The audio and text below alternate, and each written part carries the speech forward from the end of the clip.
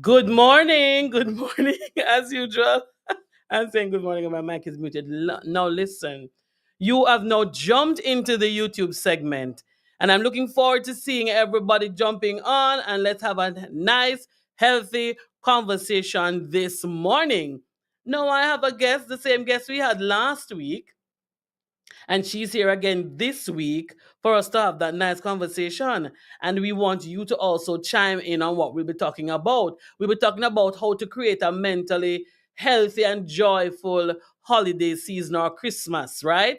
That is what we are talking about today. So let me bring her up. Good morning, Elizabeth.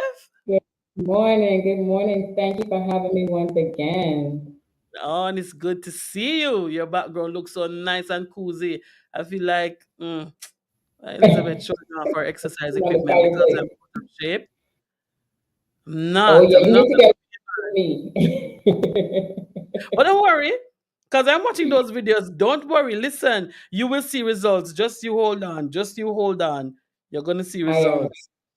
So our guest today is Elizabeth. She's going to introduce herself to you, and then we're going to jump right into things. Elizabeth.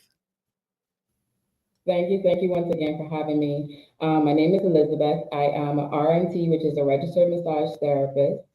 I am also a life coach, so I coach people to wellness, and my focus is specifically for women that are experiencing challenges in their life, and it might be emotional or even spiritual. And I help guide you to the place that you need to get to. So we talk about the goals and we get there. Ah, and let me tell you, Elizabeth is all the way in the Bahamas. Am I right? Yes, I'm in the Bahamas. Right. So it doesn't mean that you can't contact her, So in this day and age, you can reach anybody. The only place you don't want to reach anybody is in hell. Everything is virtual.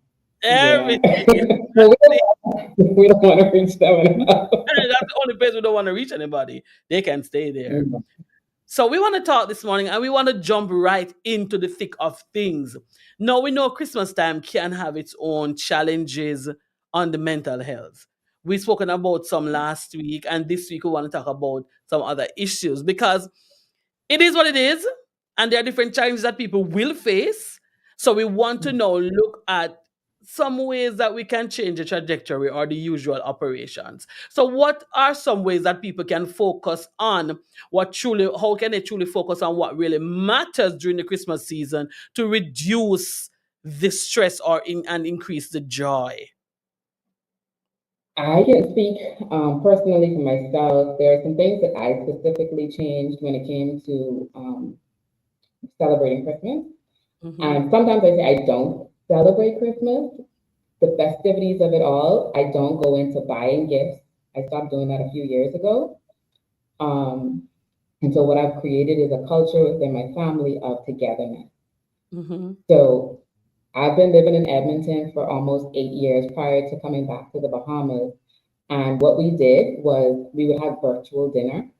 So my family here in the Bahamas, my family in the US, and while I was in Canada, we would virtually connect. We're all in our homes, we cooked our dinners and do all the things. And sometimes we're doing it together on a call, and then we sit down and have dinner together. Really? So if you're, yeah, because everything I do is virtual. So as I learned to become almost like a virtual assistant, that was my new norm. I missed my family deeply. I was never the chef in the house or the chef in the family. So it became almost a norm to have a video call and someone instruct me on how to make Bahamian dinner. And Mm-hmm. so we just incorporated that into Christmas and Thanksgiving.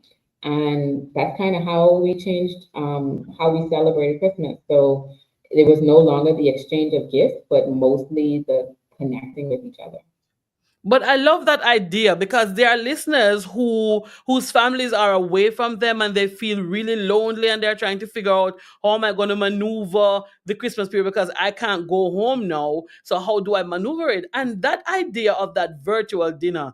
So we all sit at the same time. The time difference might be critical for those in, but There are persons in the US, it's easier for those in the US with the time difference than it is for those in Edmonton. Nonetheless, they can work You around could that. figure that out. Yeah, I was gonna say you could figure that part out. Yeah, I like the It idea comes of to the virtual a dinner. medium ground. Yeah.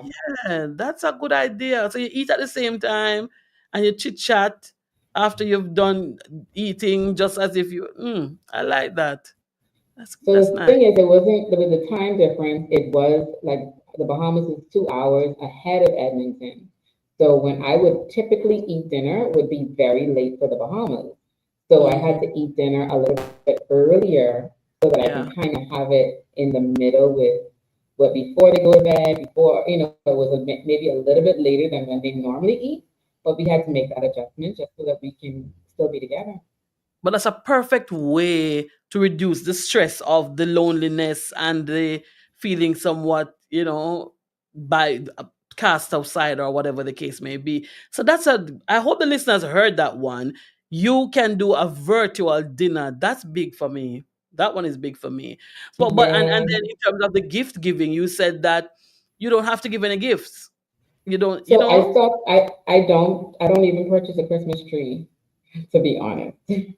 So I well, don't some, purchase a Christmas tree. People love it. I'm not saying that you shouldn't. I'm just saying what I did from my financial trajectory was different because I realized that in these different events throughout the year, you spend a lot of money at mhm. different portions of time. And Christmas was the time that I was spending exponentially. Like I have a lot of godchildren, the expectation of cousins coming over, the expectations of grandma.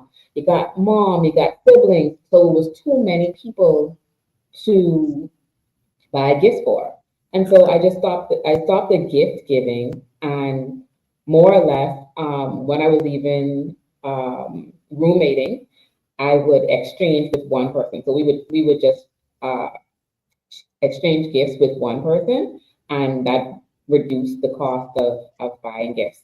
So because they celebrated Christmas in a different way, I would celebrate it with them. But typically, I don't buy gifts. Yeah, and that's one way to, because that's a lot of persons to buy gifts for real. So that's one way to save.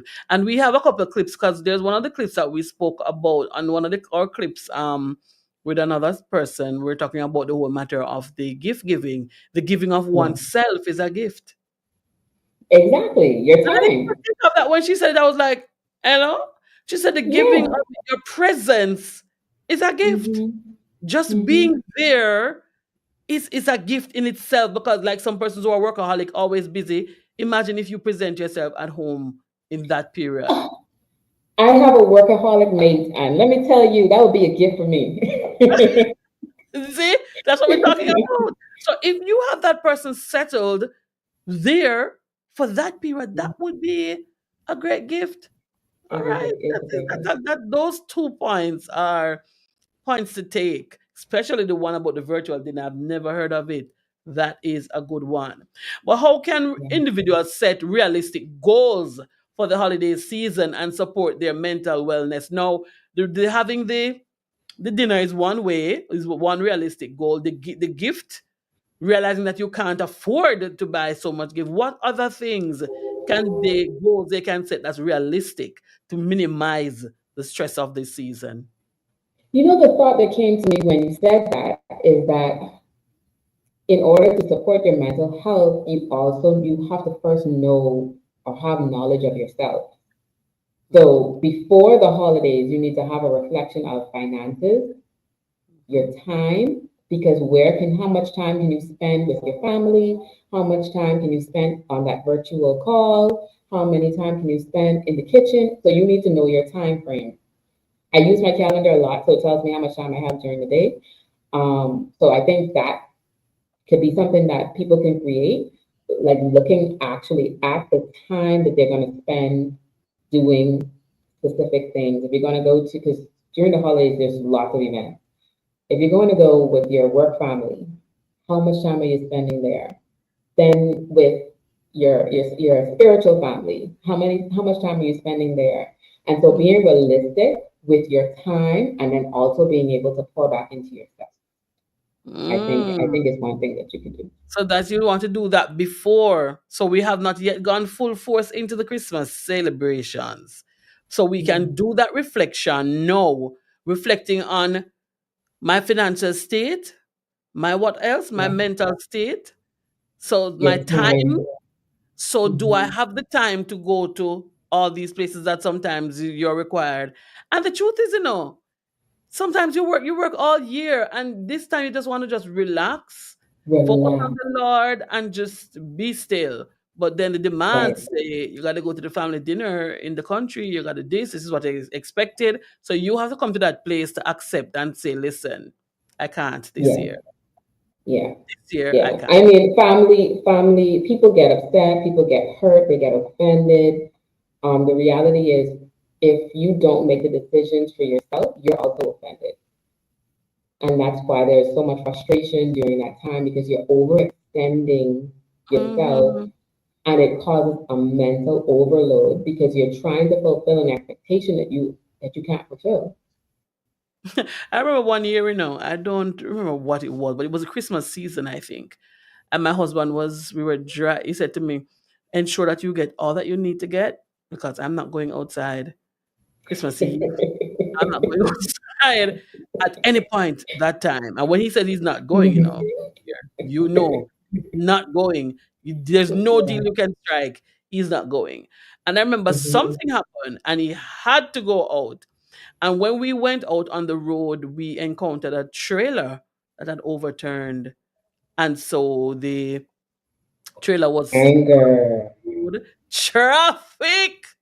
frustration, He said, irritation. see what I'm talking about? But it wasn't my fault though. I was innocent. But it was something that was important that we had to go by church, I think it was. And he said, look at that. So then he started to make up stories. No one said, maybe that man wife called and said she needed something. And he and we made up I we love made it. up I love the storytelling. you don't pray that nothing happened to the man, but he was just making up stories as to what could have caused this Yeah, incident. And maybe somebody bad driving because his wife called to say something was left that needs to be got. You need to get it tonight. Before, oh my, it was so dramatic. But it's true. The frustration it that it is. brings, you running here, running there, supermarket, this and that, you don't need that. And The plan. expectation is very high. Yeah, Yeah, and planning is yeah. important.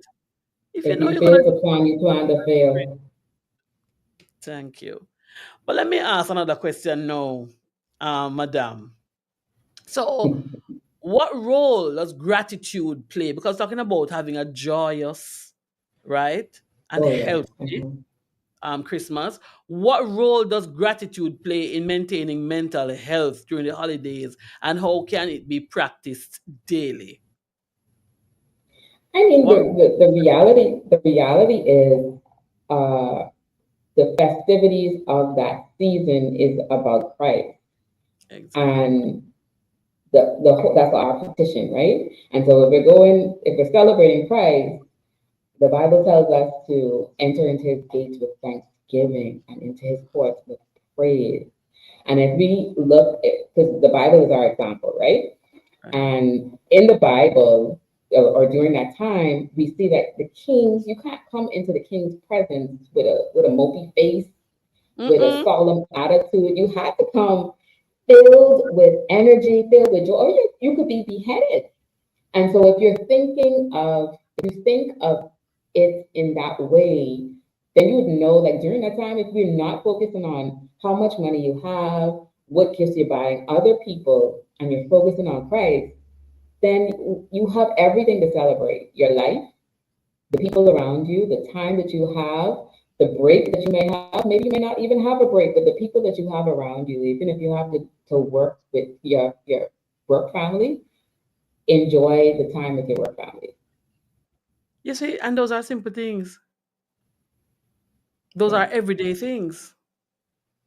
And those are things that you can be grateful for. I don't know if you've ever found yourself in a position where, like, you look at your family or look at something around you and just smile. You just smile and you're like, thanks, God. Thanks. Thank you, Thanks. Jesus.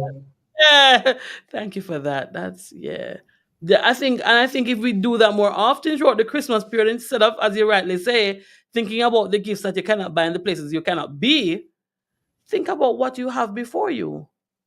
Think Yeah. about what you have Yeah. before you, who you have before you, the privileges, the whatever, you know.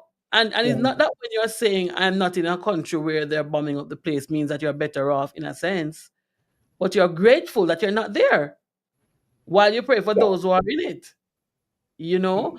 So that's that every day, and that can be done every single day. Yeah. I Mm, mean, Thanksgiving is not saying that your life is perfect. It's looking at the stuff that is better and thanking God for it so that He can multiply it. yeah, yeah, yeah.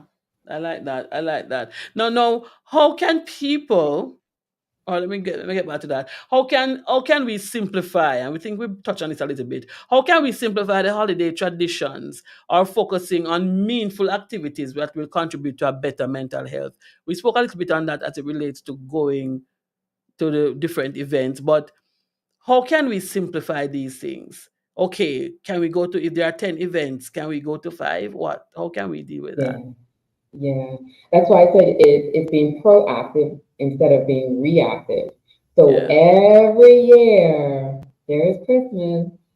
Every year there's these events. Every year you go to grandma's house. Every year. So we already know that there are certain things that happen every year. So you yeah, either go to grandma's at New Year's, you go to the other grandma at, maybe Christmas or whatever it is. So you already know these things are going to happen. The best thing is to put it in the calendar. If you're not going, let people know ahead of time. Set yeah. the expectation early so that during the time they're not looking for you and then getting upset and calling you and then making you frustrated.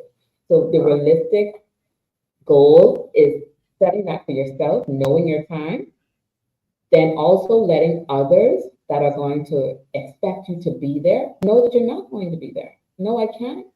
And be okay with saying no. Mm-hmm. Um, but I think I learned to say no a lot better when I moved because every year the expectation was that I would fly back to the Bahamas and be with my family. And I was like, no, it's important. I'm not traveling back. No, that's not gonna happen. And no, I'm not mad at you. No, I don't like you. No, I just cannot do it and I'm not gonna try. And Mm-hmm. And for like you those said, persons who rightfully are so. so, yeah, and it's hard to say no to family, because somebody's gonna be upset, somebody's gonna have a long face, mama's gonna say, "But we always do it every year. You're breaking the Always, tradition. You're we rebellious." always, and someone is always mad. But for those persons who like Christmas tree and stuff like that, what recommendation can we give to them to simplify? Because they're gonna do their tree, that's fine. Oh But how yeah, can yeah, they yeah, yeah. simplify that particular tradition to make their life less stressful for the holiday? I think, like I said, I think it depends on the person and their family and their finances. So they would have to take a look at what they can afford, what simple means to them. Simple for me is different than simple for the next person. Like I said, some people want the hoorah, they love it. Mm-hmm. I want a nice. When I talk about simple, I don't need nothing, none of those things. So the tree, if the store bought trees, prepare for it before December. Trees are becoming more expensive. The bigger the tree, the more expensive the tree. So if you're getting a really, really big tree, let's plan in October to start to Mm-hmm. prepare for December to purchase that tree. And we could even start from January to start putting funds aside every month, every week, Yeah, we $25, had that $10. discussion last week with our financial gentleman, and that's what he said. You plan Yes. in advance. And it's not, and because we weren't trained to do it, doesn't mean that we shouldn't do it. We could start doing it now, and it doesn't have to be a lot of money. It could Mm-hmm. just take $10, and by the end of the year, then you have your money for a Christmas tree without having to, break the bank. That goes as well for buying gifts. If you're the gift giver and you feel like, I'm the rich auntie, you're in that season, that phase in your life, you're in that phase in your life, then kudos to you. But just ensure it doesn't cause you to break the bank. And if it's going to cost, the extra, then you need to plan from January. Put funds Mhm. aside, have a separate account just for Christmas, have a separate account just for that, and put the money aside. So Yeah. making it simple is just preparing in advance. Yeah, because I think that's the main thing that people get stressed over when you're not prepared. Correct. And every year, it's the same thing. Every year you wait until the week of Christmas to start getting the ham and turkey, all those things. And I will be honest with you, I don't eat ham, but I've already purchased my meat for Christmas, or I've already started purchasing meat for Christmas.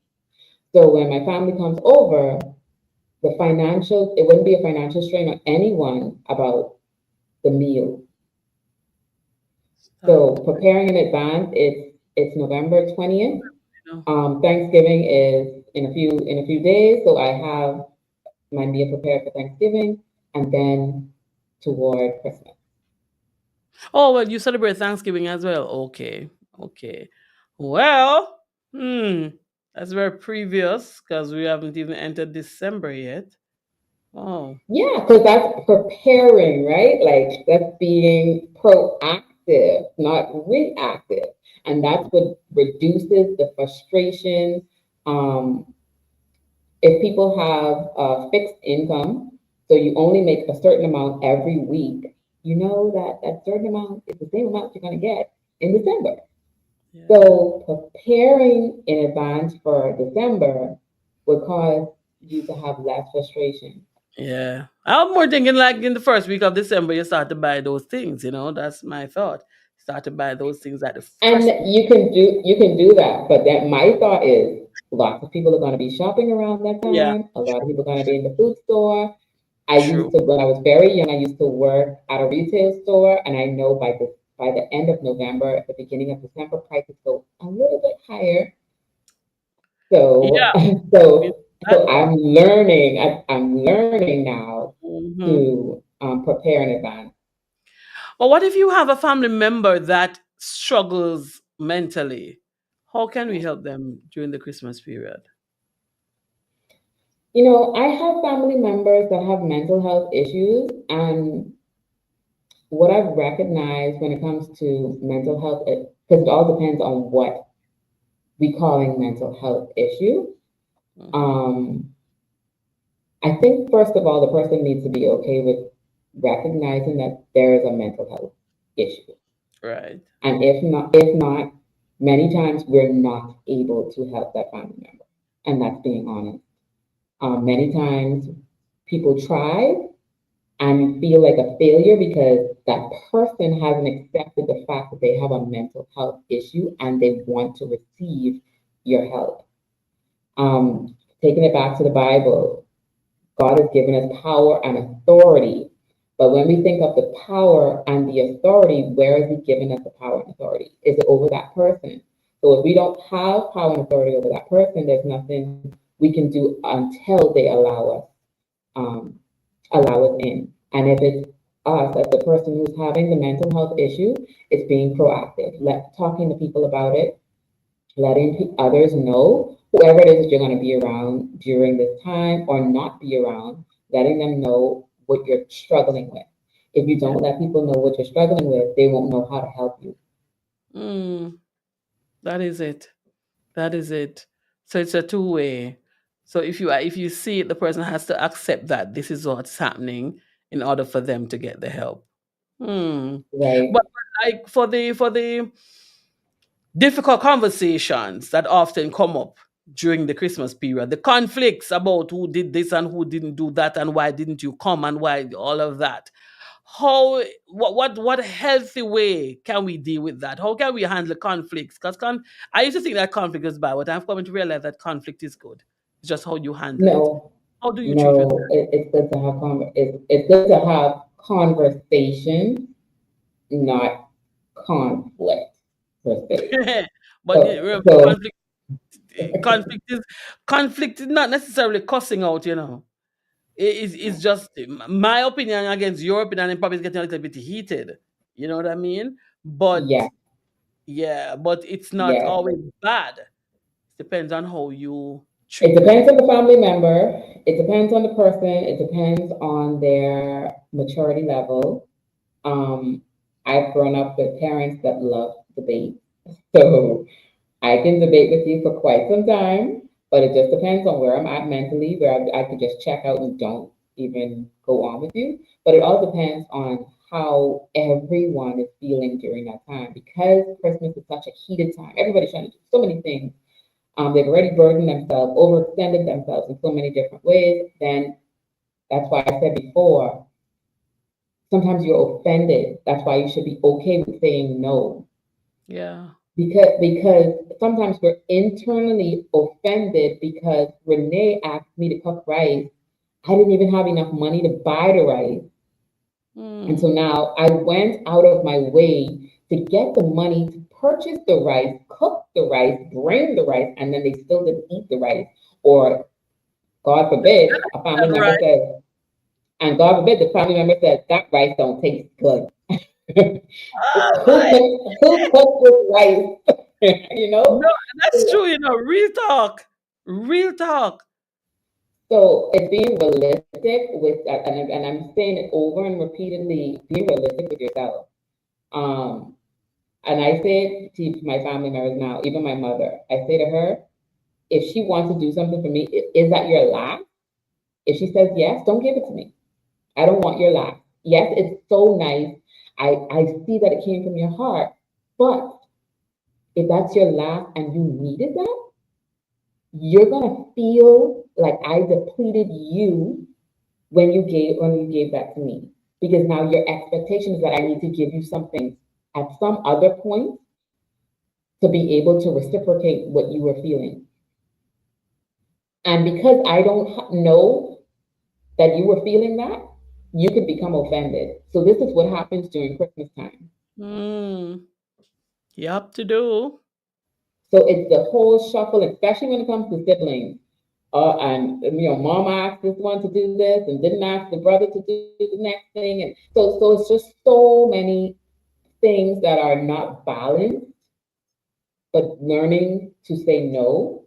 And I'm not saying that it's going to be easy because I know that there are some family members that can give you all Mhm. this time, Yeah. but be realistic. Sometimes they give you the sauce without you even saying no. Hmm. So reality is, are you avoiding the conversation? Are you avoiding the conflict?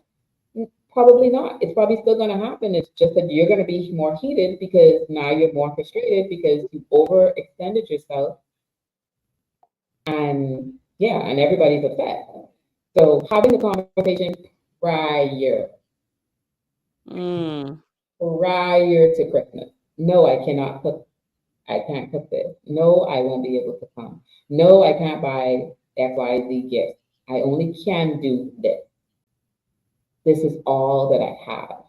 This is how much time I have. And being clear with others about it reduces their expectation of you. Yeah, because the argument is going to come. Why didn't you say so? Why didn't you say that from Right. before? Why didn't you, and sometimes too, the question wasn't asked before anyway. But the And it fact of might the matter, be last minute. yeah, but like for last minute situations, you talk it through. So if they're coming at you, what do you do, Elizabeth? If they're coming at you last minute and you decide that I can't, that's too short, the notice is too short, I can't do that, and they're coming at you, how do you deal with that to preserve your mental? It depends on what the thing is, and it all depends on because every family dynamic is so different. Um, just I can't say that mine is perfect, but we're working through a lot of issues that we would have had for many many years. Um, so when people are coming at me, one, I don't do the act. So I already bring it down a notch because we're having a conversation. Without a conversation, there's no communication. So, mommy, child, grandma, grandpa, whoever it is, I will speak very clearly. Where if you're shouting, if you argumentative in any offensive way, you need to bring it back a notch and talk to me because I am not a baby. I'm an adult. You're asking me to do something. And I'm saying no. Now, you're going to still be offended, even though I've already said no. And even though maybe later I'm able to help, whatever it may be, you're going to be offended. But I need to let you know that this is where I'm at. And Yeah. this is helping you reduce that anxiety and frustration that always comes during the Christmas season and those conversations. They're coming at you, stop the act. Yeah. So just stop the act. And even with you as the person having the conversation, ensure that you're not like giving the attitude either.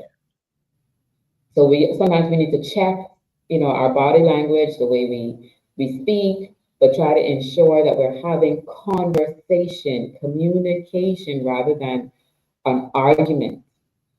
Because with arguments, nobody's listening to each other. You're just having a shouting Going, battle. going, going. A Yeah, shouting match. But the bottom line of what I've gotten from you today is planning is essential. correct, Planning to that reduces stress and increase the joy. Because when you're organized and you plan and you have your things sorted out, then things flow better. You also shared correct. what I took from that is say no and feel okay So with you're saying saying that, no and I can't because you yeah, are one person and you cannot go all over the place. And sometimes the truth is you are tired, correct. you And know, even and if you're respectfully not, state the point. Respectfully state the point. You don't even say, listen, no, no, no, no, no, no, no, I'm not into that. No, no, no, no, no, no. You can respectfully no, that's state, not what we're talking. Yeah. I can't, and give your reason if you want to. I'm tired. I didn't plan for that. Mhm. Financially, I'm not able to. That was not in my budget, and I really don't want to overspend. Or negotiate, Yeah. I'm prepared to or be negotiate. prepared for the backlash. Yeah, you can negotiate. Like for our family dynamics, one sibling makes more money than the other, or has more resources more often than next. So when we realize, like, okay, hold on now, we're trying to do this thing, but it's not working out. Maybe we need to swap it around. So the more expensive thing, even though it may be expensive for me, is not as expensive for that person. All And right. then they're able to get that, and everything is able to move more smoothly. Or with the siblings, what we can do as well, or what people can do, is instead of um, having everybody cook or whatever it is, putting the resources together and then having one person purchase whatever is needed. And Yeah. sometimes that helps, but like I said, it depends on the dynamics and it Of family. being realistic. Because sometimes I say, and I'm gonna keep saying mom because moms are usually they control the atmosphere, they control the dinners, they control what's going on. Dads don't usually get in too much in the Christmas mix, but I say moms. Moms usually control what is being cooked, who's coming to dinner, um, and they control the atmosphere. And the matriarchs of the family definitely, it takes a lot of work. It takes a lot of grace to ensure that your kids are not fighting with each other, and you set as the parent set the right expectations of all the kids. If your kids are warring, you need grace to bring peace. Hmm. And many times during the Christmas season, there was already a battle going on before Christmas. It's just that because we like to be together as people, Hmm. and because it's Christmas, now we're coming together, but we already have a lot of anger, jealousy, hate, frustration. You stepped on my toe 5 years ago, and we never discussed it. So it's a lot of things that has already been brewing for a long time, Hmm. and now you put in all that together to have a dinner that everybody's so angry. And that is the reality. And when I say plan, sometimes the plan is let's plan before Christmas to have the argument. Let's plan that in Yeah. October. Talk through things before. So that at Christmas time, it's, the anxiety is a bit more reduced. Now you know how cousin feels about you. Okay, yes, it hurts, but that's the truth. You know your personality can get a little heated. So now having those conversations, smoothing out, knowing that you're not gonna all agree. And I think that's the most important part. Your Accepting that we're not view, going to all agree. right? Yeah. You're not gonna have the same views, and you don't all have the same expectations. Yeah. Yeah. And the Bible tells you that too. You must leave your sacrifice and go and make peace. So Correct. that's And I mean, if that's you want to think about it that way, if you yeah. don't make peace, then does he even hear your prayers? Okay. So we have to drop that in because the Bible tells you that if you're coming to Yeah. offer sacrifice, just leave it, please. And what is interesting, I was even sharing that same thing with one of my sisters. I was saying the Bible didn't say if you have art, It says if you are aware Um, that they have an issue with you, you need to go and make it up. So let's leave that there for now. That's food for thought. And that's what it said. It says, not if you are offended them or if you have an issue. If you're aware that they have an issue with you, you need to leave the sacrifice and go and make it up because you're not giving him any praise. He doesn't want your praise. You need to go sort that out. Finally, as we close, how can people use a post Christmas period as a time for reflection and setting positive intentions for the new year? How can they do that after everything, After all is said and done, after all of that? all the arguments, all the conversations, now you're meditating. And I think just the practice of being mindful and meditating, because that's what we're talking about there when you say reflect. Um, and meditating is just knowing where there was right and there was wrong. Um, and just piggybacking off our last conversation there are some people that you may not be able to go back to and apologize, but you need to go to Christ and just let him know that you forgive. If you, I mean, there's so many things that people go through. The rapists, all those different things. They're not able to go to that Yeah, person, yeah. but you're gonna need to say it Release. aloud that you forgive that person and you forgive yourself, Hmm. because all of that kind of bruise into that conversation there. But the reflection now is looking back at the things that you've done through the season. Was it what God wanted you to do? Was it Christ like your actions? So I think that is the post reflection is that part is very important to know that, especially during those heated arguments where you, now I'm not Yeah. saying that you can't get angry, because we can get angry, but we're not to sin. So Yeah. even in those moments of temperament, how did you react? Like some Hmm. words, some fiery words can come out, those cuss words, those, some things that people can say that hits you right in the core. Some of Hmm. those things can be very, very hurtful. And so reflecting on your actions, your words, the things that were said throughout those conversations is, I think it's very important so that you know how to move forward. And even your spending, you need to reflect on. Right. So, oh yeah, the whole planning thing. So for me, before the new year, I've already reflected. So I already reflect on how I'm going to be spending throughout the new Mhm. year. So 2025, this is the trajectory. This is what's supposed to be happening. So I'm not doing that in 2025. That's been Mhm. done in October. So most of the reflection from me would have been just what happened through that Christmas Throughout season, that period. right? So Yeah. yeah, that I think for the most part, reflecting is very vital, even in our day to day living. Yes. Yeah. And that's where gratitude comes from too. And lessons. You look back, you see, you learn lessons Correct. in those times when you're reflecting. There are lessons you said, next year, God's willing, I won't do that because this is what is going, the result will might be, you know. If you want to leave a word with our listeners and viewers today, Elizabeth, as we close, what would that be? Our word A is word, a planning. thought. Yeah. What would that be? So the word that I would say to your listeners today, your viewers, is to ensure that you put Christ first.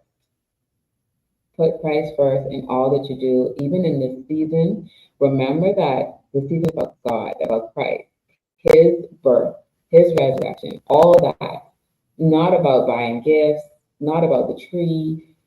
Mm, And even if you want to just take it a little deeper, see if you can find all that in the Bible, right? Can you find the Christmas tree, the whole conversation about decorating? Um, so that would give you some perspective to ensure that you're focusing on Christ and not the other thing. And I think yeah. that would be the word that I want to leave for your Thank listeners you today. so much, Elizabeth, for joining us today. We had a lot Thank you. to think about. And we look forward to our conversation, God's willing, next week as we continue talking about, before we get into Christmas, what are some things that we need to focus on? What are some things that we need to work on? Because we want to be totally well. We want to be well optimized as we seek to give God our best. Have an outstanding rest of the day, my darling. Thank you so much for having me. Bye. Guys, and that was that. That was something. Let me say, as we wrap up this segment, that I have a book coming out for children. It is called The Night When Christ Was Born. It will be available on Amazon soon. I will let you know when it's available on Amazon, guys. We're talking about the whole true meaning of Christmas. And can I give you a hint? It's a story told by a fly. You're gonna have to get a copy. And that's how I say goodbye to you today on the Optimal You. I'm your life coach and host, Renee, and I look forward to more conversations tomorrow. We'll be talking about financial wellness with Mr. Douglas from Marathon Insurance. And until that time, I say ta-ta. See you next time. Blessings, blessings.